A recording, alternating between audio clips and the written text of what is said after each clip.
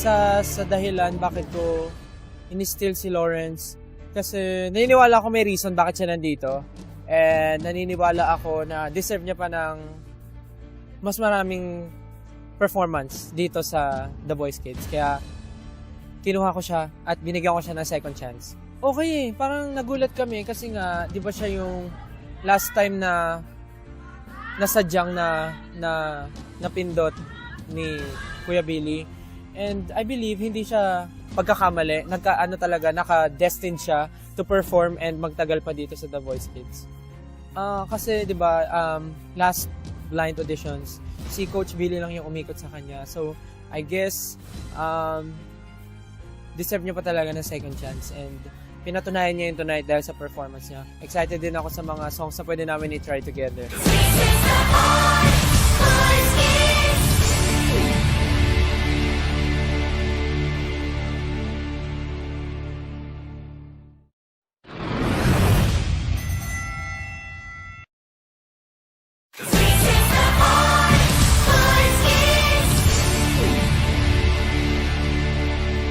Bakit si Zia?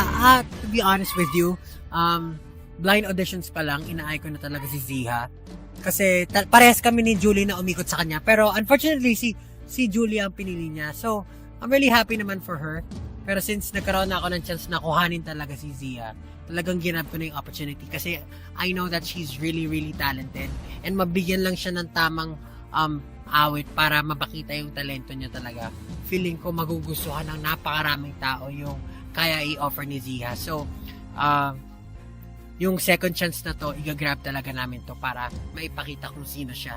And I'm so excited for the show off. So, good luck na lang sa lahat. Si Zia, I think, yung iba-iba kasi sila nung style nung nakasama niya sa grupo ni Julie. And I think, among the voices dun sa grupo na yun, sa kanya yung pinaka-innocente. Yung parang sobrang plain lang na walang halong bahid na technique or kung ano man. Basta masarap lang pakinggan sa tenga. Pero, syempre, since maraming ang technique yung ginagawa yung iba, siguro mas nag-shine yung iba.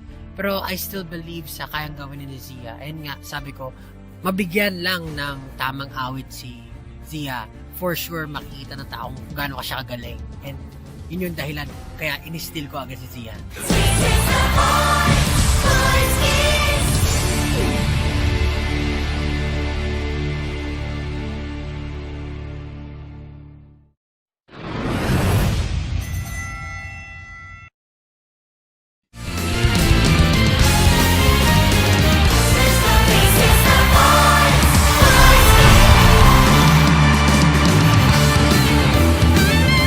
And the sing-off round continues at ngayon handa na daw i-flex ni Coach Pablo ang kanyang huling bala sa round na ito. Right, Coach Pablo?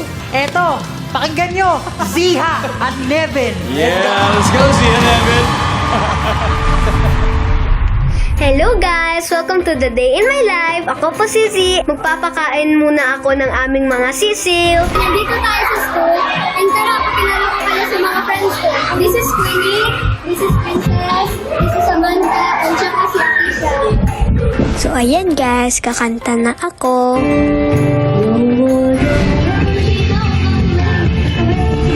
Nabilib ako dito kasi nagbabasking siya sa mga malls.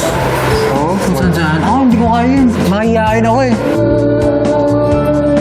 Iba naman yung atake ni Zia. Grabe. Ang linis ng high notes mo. Parang iba yung hugot niya sa high notes. Ang lamig ng boses niya, no? Diba? Parang si Arthur Neri. Oh, wow. Nung pinapanood kita, I can't help but smile.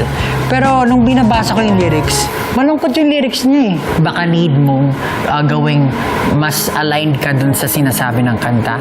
May mga lines lang na kunyari, pangangatuwiran ko hindi na mapagkatiwalaan. Ang hirap if nakangiti, wag mo ako.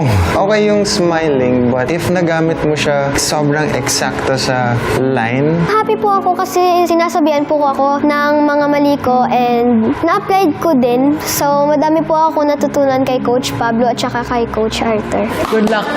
Alright. Galing mo. Itong sing-off is gagalingan ko po para po sa pamilya ko at saka sa mga friends ko at sa mga supporters ko.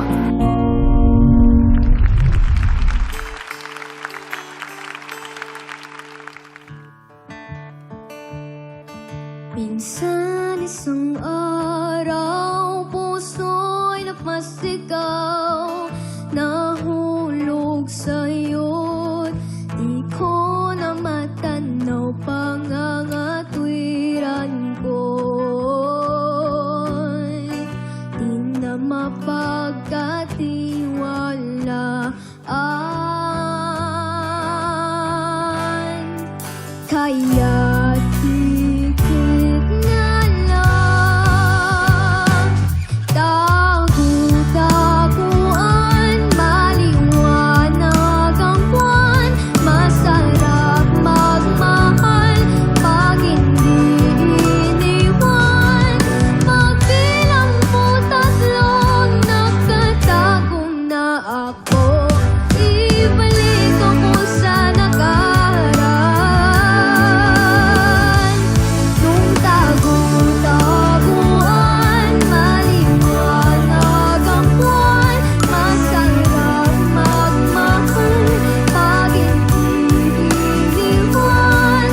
Magbilang po tatlong nakatago na ako, ibalik ako sa nakaraan. Hindi pa naiwan, nung di pa naiwan, nung di mo iniwan, nung di mo iniwan.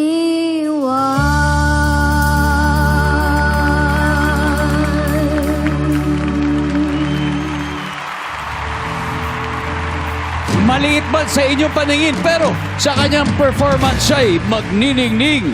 Please welcome Nevin Garciniego. Hello guys, welcome to a day in the life of Nevin Adam Garciniego.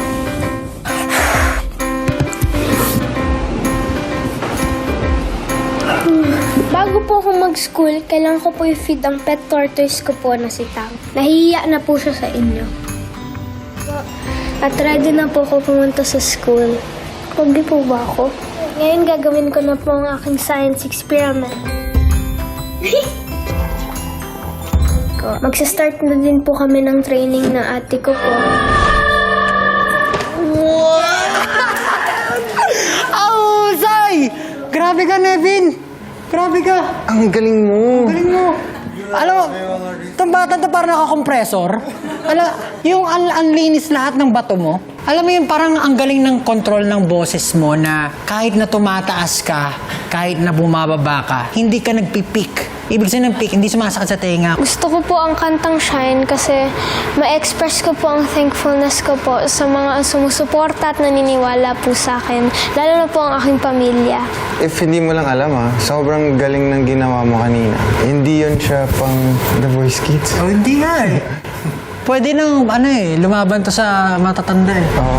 May halong konting kaba kasi magagaling din ang mga kalaban ko, pero hindi pa rin ako magpapatalo.